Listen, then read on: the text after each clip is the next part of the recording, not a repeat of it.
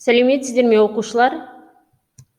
Бүгінгі сабағымыз өз идеяларын мәтіндік редакторда жазу.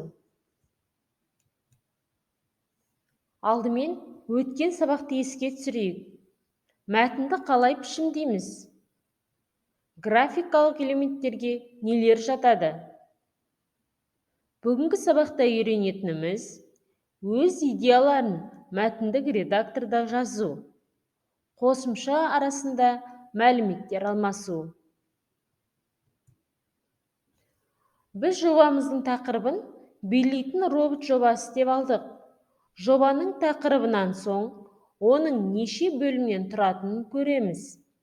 Жоба ол кіріспе бөлім, негізгі бөлім, қорытынды бөлімнен тұрады. Кіріспе бөлімге жобаның мақсаты, нәтиженің қандай пайда келтіретіні жазылады. Негізгі бөлімге билейтін роботтың моделін жинау, әуен тыңдап көшіру, программаға енгізу әрекеттерін көрсетеді. Ал қорытынды бөлімге EVA3 модуліне программаның жүктелуі, тексерілуі, қорытынды жасау көрсетіледі. Пайдаланылған әдебиеттер тізімі беріледі. Енді билейтін робот жобасына жоспар құрып, оны блокнот қосымшасында жазайық. Қосымшалар арасында мәліметтер алмасу үшін блокнотта құрылған жоспарды WordPad-қа көшіруге болады. Ол үшін мәтінді ерекшелеп, Ctrl+C командасын орындаймыз.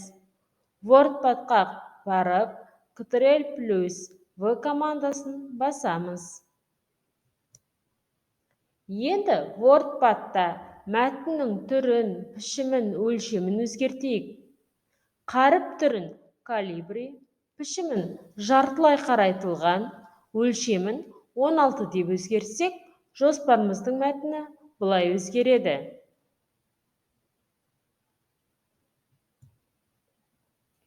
Біле жүрейік, құжатты WordPad-та сақтағанда файлдың кеңейтілімі RTF болады. Мысалы, құжат.rtf. Енді балалар, дәптерімізді ашып, тапсырмалар орындайық. Кестедегі мәліметтердің дұрыс, бұрыстығын анықтап, мына белгіні қой.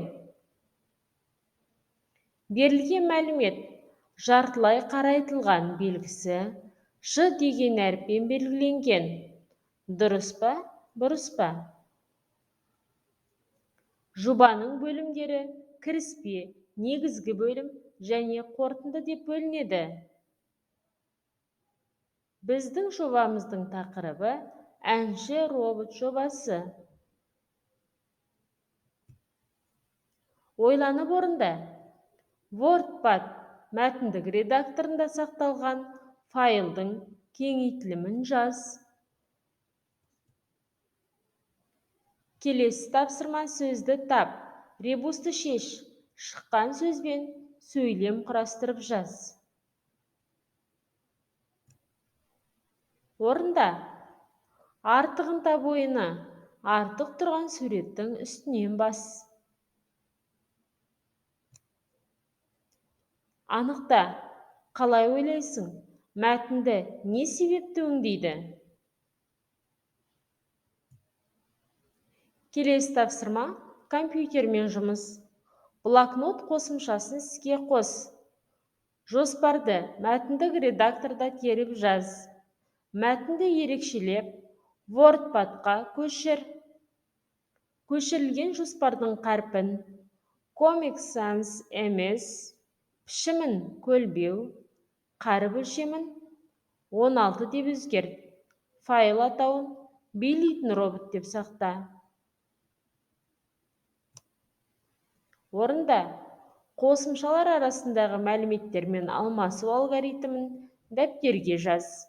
WordPad-дағы мәтінді блокнотқа қалай көшіруге болады? Зертте.